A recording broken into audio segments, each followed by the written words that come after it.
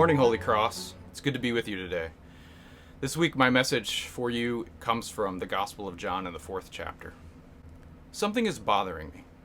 It's been under my skin for a long time. It festers there as a lingering irritation, sometimes consuming almost all of my attention. What if we spend too much time, too much social, emotional, mental, and spiritual energy letting issues, whatever they may be, prevent us from having relationships? Who are the people we've decided we cannot associate with because of something they believe, admire, or practice? Or because of how they look, where they come from, what they've done? What ideas have we decided we simply won't consider because they're connected to someone or some group that people like us don't mingle with? Are we letting issues prevent relationships? And what's the cost? The writer Alan Jacobs suggests that we can all easily come up with someone who is, for us, what he calls a repugnant cultural other. Our current cultural moment sees us sorting ourselves more and more into splintered and fragmented groups of people who seem to be like us. We draw a strong sense of identity and belonging from these groups. We feel like we're part of something. Our membership makes us feel like our lives matter. Because of these groups, we have a sense of what we're for and what we're against. And what we're sometimes against is, in the end, other groups, and therefore the people who belong to them as opposed to us. Jacobs is worried about all of this. He writes, "This is a profoundly unhealthy situation. It's unhealthy because it prevents us from recognizing others as our neighbors, even when they are quite literally our neighbors. If I'm consumed by this belief that that person over there is both other and repugnant, I may never discover that my favorite television program is also his favorite television program. That we like some of the same books, though not for precisely the same reasons. That we know what it's like to nurse a loved one through a long illness. All of which is to say that I may all too easily forget that political and social and religious differences are not the whole of human experience. The cold, divisive logic of the repugnant cultural other impoverishes us, all of us, and brings us closer to that primitive state that the political philosopher Thomas Hobbes called the war of all against all." Who's your repugnant cultural other? That's a hard question to answer. We all want to be seen as the kind of people who love everyone.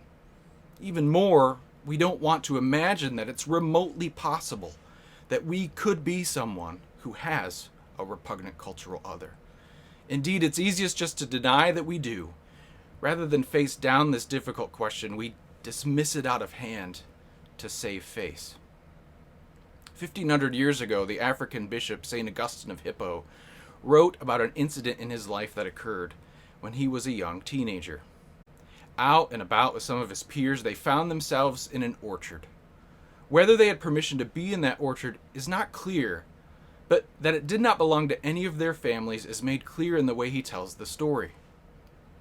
Augustine describes the incident saying, "We carried off a huge load of pears, not to eat ourselves, but to dump out to the hogs after barely tasting some of them ourselves. Doing this pleased us all the more because it was forbidden. Such was my heart, O God. Such was my heart." We can add to Augustine's insightful yet convicting realization another one, this time from the 20th century Russian dissident Alexander Solzhenitsyn. Having been imprisoned for his resistance against the government, his experience in the gulags offered him an opportunity to focus on where the fault for his situation really rested. However much he could legitimately point the finger away from himself, he realized he could not escape his own complicity in the evil of the world, his own deviance, whether or not a reasonable response to the mistreatment he experienced from his country's government, nevertheless, it only added more evil to the world, rather than eliminating it. In the end, he famously observed, "If only there were evil people somewhere insidiously committing evil deeds, and it were necessary only to separate them from the rest of us and destroy them." But the line dividing good and evil cuts through the heart of every human being. And who is willing to destroy a piece of his or her own heart? Who indeed? Whether or not we want to admit that we are the sorts of people that harbor prejudices against some repugnant cultural other, or many such others, the reality of our own hearts testifies against us. The very motivation to save face, to dismiss our complicity in the divisions that plague our world, even this motivation gives witness to our sinfulness. We cannot make our own selves righteous, however much we might want to, however much we might tell ourselves it's true, however much we might try to make an effort to balance the scales in our favor. All these efforts lead us to the same conclusion as Solzhenitsyn reached. Evil itself lives in each of our hearts, and we are helpless to do anything about it on our own. Augustine thought the same. Humans are a problem to themselves. In The Lord of the Rings, the elf queen Galadriel says, "The world has changed. I can feel it in the water. I can feel it in the earth. I can smell it in the air." There's no question that compared to a few years ago, much less a few decades ago, it very much feels like the world has changed. Indeed, we are so divided, so polarized. There's so much disagreement that it feels impossible to overcome it. Surveys report that upwards of 90% of us are not just frustrated by how divided we are, but also, and perhaps more consequential, we are exhausted by it. It's ironic that the one thing the vast majority of us can agree on is that we're frustrated and exhausted by how we handle our disagreements. Exhaustion of this magnitude begs the question, could there be another way? Once upon a time, there was a woman who came to draw water from a well. There at the well when she arrived was a man. The man and the woman were very distinct ethnicities, and their people never associated with one another. It's as if they were sworn enemies by default, even though the two of them had never met and had no personal conflict between them. The woman seemed to recognize this most clearly, knowing simply upon seeing the man that he was one of them. The barrier of hostility between their peoples made her hesitant to engage. Still, it came to be that the man received a drink of water from the woman, for he had been weary from traveling and was thirsty. And this simple act of kindness led on to a conversation. At one point, the man invited the woman to call for her husband. "I have no husband," she said. Surprisingly, the man acknowledged the truthfulness of the woman's statement, revealing with his unexplainable knowledge that he was no ordinary man. He continued, "The fact is, you have had 5 husbands, and the man you are with is indeed not your husband." Stunned, the woman responded, saying, "I can see that you are a prophet." But the man was more than that. Their conversation meandered back into the historical circumstances that engendered the differences and divisions between their peoples. All along the way, the woman silently struggled to discern who this man really was, for she knew she was engaged in conversation with someone very special. Finally, the man described a future when the differences between their peoples wouldn't matter. In fact, the differences and the divisions between all peoples would indeed be transcended by something they all had in common. Suddenly, the woman felt that the conversation was becoming too esoteric, too complicated for someone like her and this man to discuss. The mysteries they were considering would, she proclaimed, eventually be explained when the Messiah comes. Now, the Messiah, her people believed, was God's chosen one, who would heal and save the world. Certainly, he would undo the effects of the differences and the divisions between their peoples. And not only theirs, but all people. Yet the woman found it difficult to believe she could be talking, in fact, to the Messiah himself. It was at that moment that the man said, "I, who speak with you, am he." Before she could respond, their conversation was interrupted by the arrival of the man's friends, who had gone into the town where the woman lived to buy food. Upon their arrival, the woman left, returning to her town. Along the way, she was deep in thought about what she had just experienced.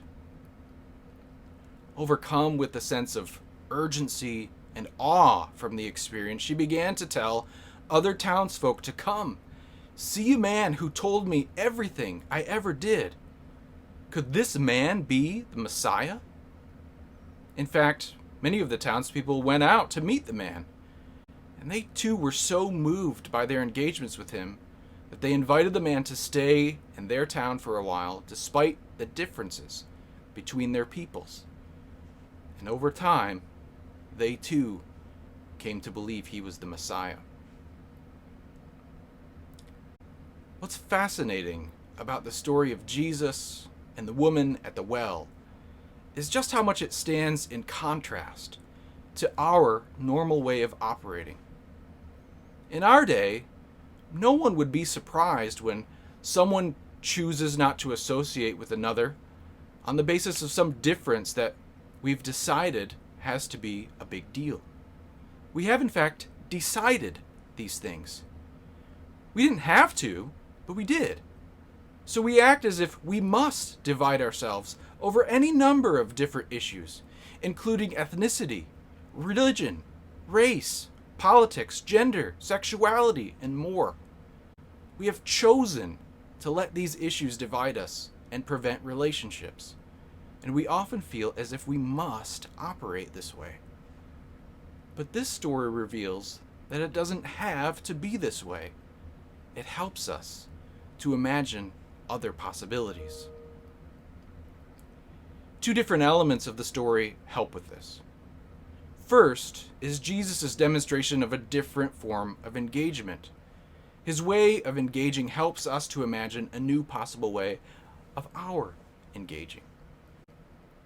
Despite what Jesus knew of the woman, despite the issues that might normally cause us not to associate with someone like her, replace her issues of adultery and ethnic difference with your issue of the day concerning people you avoid. Despite all of those things, Jesus did not let those issues prevent a relationship. In fact, in the biography of Jesus where this story is recorded, it suggests that Jesus specifically chose the direction of his journey in order to pass by the very well where he and the woman had the conversation, which then led to Jesus spending a few days with even more people like her in the town. In other words, he sought them out for the sake of relationship, despite the issues. Second is the fact that we can put ourselves into the shoes of the woman. Jesus and the woman at the well had never met before, yet he was nevertheless able to tell her everything she had ever done. He only knew this, of course, because he is God. Truth be told, because Jesus is God, he knows everything we've ever done too. That can be massively intimidating to take in. It's convicting in a way that words can't fully express. But that's not the last word. Despite the fact that Jesus knows everything we ever did, he knows every nanometer of our being after all, despite that fact, despite that he could consider all those things to be issues which would prevent a relationship, he seeks us out anyway, just like he did the woman and subsequently her fellow townsfolk. And in fact, he seeks us out for the very purpose of initiating a relationship. And that relationship with him reveals something significant. Jesus not only sets aside our issues so that he can have a relationship with us, rather, he erases them altogether, freeing us from whatever burden they have been to us in our lives. The specific issues that I'm referring to are what we Christians call sins. Miraculously, undeservedly, by the very grace of God, Jesus seeks us out so that our sins will be separated from us as far as the east is from the west. At the same time that the distance from our issues is expanded infinitely, Jesus draws infinitely close to us to tell us he loves us. Jesus' way of approaching relationships offers us the possibility of relating to others, even those who are radically other, differently. In fact, his nonconformist, countercultural approach is unusually appropriate in our polarized age. It's a breath of fresh air for those of us who are not only frustrated, but exhausted by how divided we are. Jesus' approach offers us a revolutionary strategy for actually loving our enemies, undoing hate, unwinding antagonisms, and promoting a world where everybody truly is able to flourish. He has come to include you in this movement of healing, and surprisingly, we might find ourselves healed along the way. If you're frustrated and exhausted by how divided we are, lean into Jesus. He never let an issue prevent a relationship. He stands with open arms, seeking relationships with everyone, and he shows us how to do the same. God grants this to us because of Jesus. Amen.